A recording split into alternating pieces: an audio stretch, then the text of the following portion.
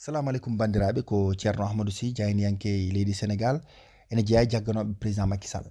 Bandiraɓe, hande jiɗmi tan ko jewten tiguiri rigui e ko jiiɗen to France to groupe consultatif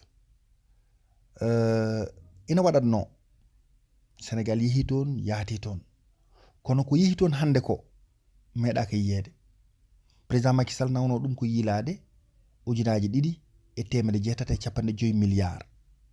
Allah haaji bayeruji jaɓanimo o dañi toon ko tolni e ujunaji 7.7 milliards.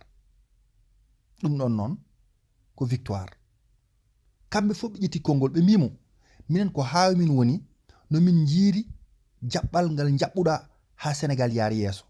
hakkude 2012 e joni croissance Sénégal nden ko 1, tan wiyetano, joni nana wiye croissance toɓɓe 7 ko toɓɓere wotere wonno nde o ƴettata leydi Sénégal. hande o yettini ɗum toɓɓe 7 croissance noon woni ɓeydare Sénégal. ɗum ɗon bandiraɓe, neɗɗo so taw tan aɗa yiɗani Sénégal, sa yi ko way noon aɗa foti ɗum weltanade. ɗum noon saabi hande mboɗo yiɗno yiide grandeur opposition men. hande sinno koɓe yimɓe timmuɓe, sinno koɓe katanteɓe gonno, sinno koɓe yiɗnoɓe Sénégal, goto mabɓe fof ma ƴettu konngol wiya président Macky Sall gacce ngalama, wiya président Macky Sall ko mbaɗɗa ko min jodnima ɗum. en jiiɗon hande ministre des finances mo France o yahatano e groupe consultatif, yahatno tan koye directeur uji mabɓe walla yimɓe ɓe ganduɗa ko fonctionnaire uji goɗɗi, mais kanko e hoore makko o ari o jooɗi o wi président Macky Sall min ari e inde France e inde président Macron, mbimami ko min mbaɗi e tabal ngal ko tolni e milliard e feccere euro. ɗum noon sa waɗi ɗum e CFA tolnima e 9 milliards.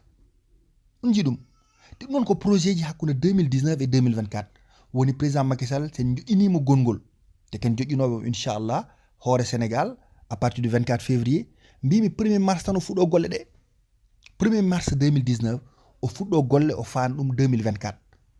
te ministre des finances mo France o ko on rendez-vous tottimo, wimo moɗon tottuma rendez-vous hedde nden. wadde ɗum ɗon ko weltare Sénégal.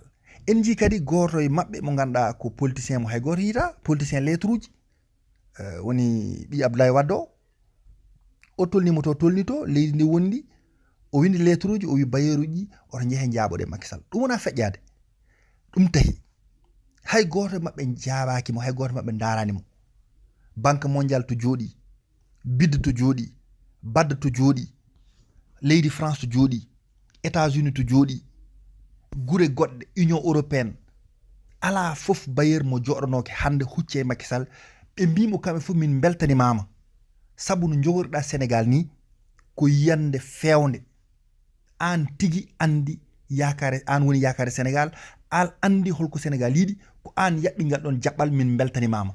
ɗum saabi kala ko namdiɗa ɗo a dañat.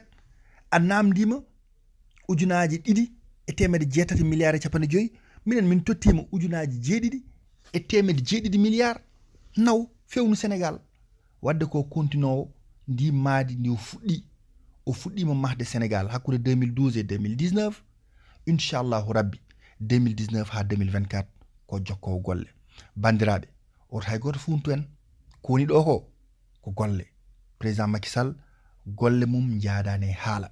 wadde enen yen jokku yidde nde jiɗnoɗen mo nde, yen jokku duwaw mo duwantoɗen mo ganden kanko koy o woniri ɗo ko yo Sénégal yaaru yeeso, o woniri ɗo ko Sénégal oto hay goto ya woppa goɗɗo.